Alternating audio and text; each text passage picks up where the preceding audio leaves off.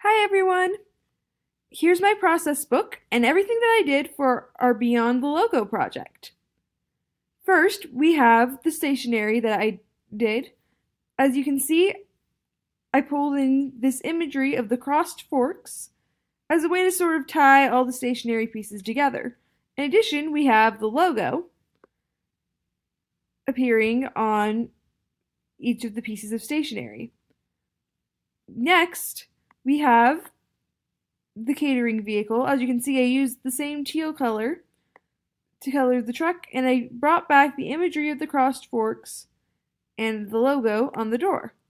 Next, we have the uniform, just a simple gray polo shirt with the crossed forks embroidered on it, and an apron that would be tied around the waist with a logo on the pocket.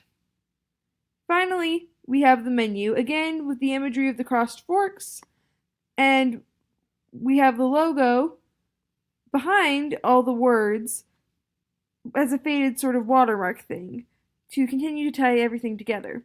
In addition, the fonts that I used are the same fonts as the ones used in the logo.